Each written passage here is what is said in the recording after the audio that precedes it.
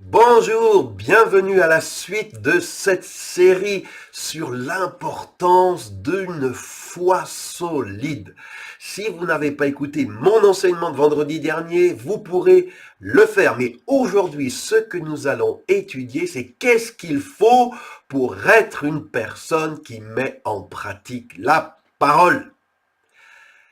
Avant de mettre en pratique la parole, nous devons la connaître. Donc la première chose à faire, c'est d'écouter la parole de Dieu. La foi vient de ce qu'on entend, et ce qu'on entend vient de la parole de Christ. C'est écrit dans l'Épître aux Romains, chapitre 10, verset 17. Écouter la parole sans la mettre en pratique est stérile, mais il vous faut tout de même écouter la parole de façon à savoir quoi faire.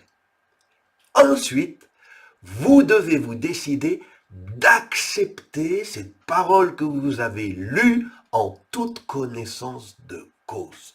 Chaque fois que vous entendez la parole de Dieu, vous avez le choix, soit de la recevoir, soit de la rejeter. Et les personnes qui s'illusionnent elles-mêmes entendent la parole, mais elles rejettent les parties avec lesquelles elles ne sont pas à l'aise.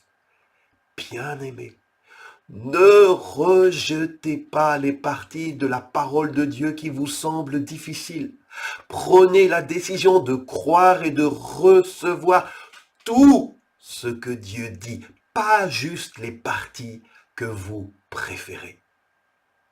Après avoir entendu la parole, cru la parole, reçu la parole, nous avons besoin de proclamer cette parole.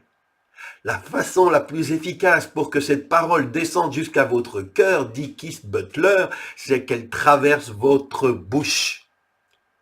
Il est frappant qu'en Marc chapitre 11, versets 22 à 24, Jésus nous invite à parler plus encore que de prier. Écoutez, Jésus prit la parole et leur dit, « Ayez foi en Dieu. Je vous le dis en vérité, si quelqu'un dit à cette montagne, ôte-toi de là et jette-toi dans la mer, et s'il ne doute point en son cœur, mais croit que ce qu'il dit arrive, il le verra s'accomplir.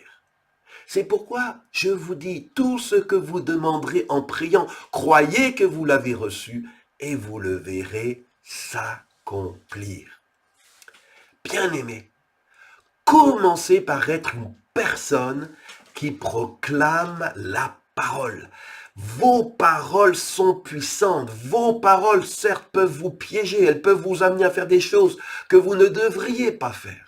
Il est écrit dans Proverbe 6, verset 2, « Si tu es enlacé par les paroles de ta bouche, si tu es pris par les paroles de ta bouche, on a dit parfois des mots qui nous emprisonnent. Nos paroles peuvent créer la mort autant que la vie. C'est ce qui est écrit aussi dans Proverbe 18, verset 21. La langue a pouvoir de vie et de mort. Ceux qui aiment parler en goûteront les fruits. C'est quand vous entendez, croyez, recevez, proclamez et mettez en pratique la parole de Dieu que vous aurez accès à la puissance qui réside dans cette parole. Romains 1, verset 16 nous dit que la parole de Dieu est la puissance de Dieu. Paul dit, je n'ai point honte de l'évangile, cette parole, cette bonne nouvelle, car c'est une puissance de Dieu pour le salut de quiconque croit, du juif premièrement, puis du grec. C'est écrit dans Romains chapitre 1, verset 16.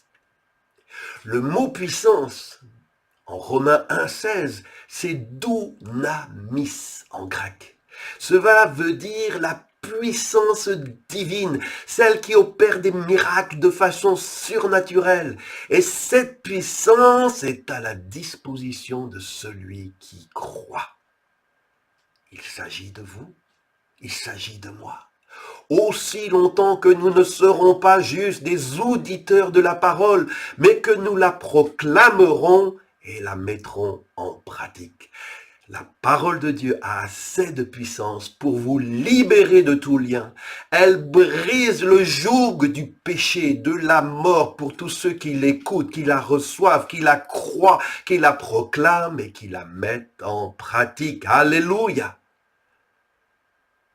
Mettre en pratique la parole doit être une activité quotidienne. En d'autres mots, pour que l'on puisse dire de vous que vous êtes une personne qui met en pratique la parole, vous ne pouvez pas faire ce que la parole dit un jour et faire des choses qui s'opposent à la parole le jour suivant.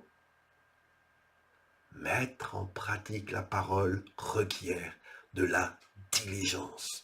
Et ce sera le sujet de notre vidéo de vendredi prochain. Alors pensez à vous connecter. Merci de me faire part de vos commentaires, de partager cette vidéo pour que la foi des enfants de Dieu se fortifie. Et à vendredi pour la suite de cette série.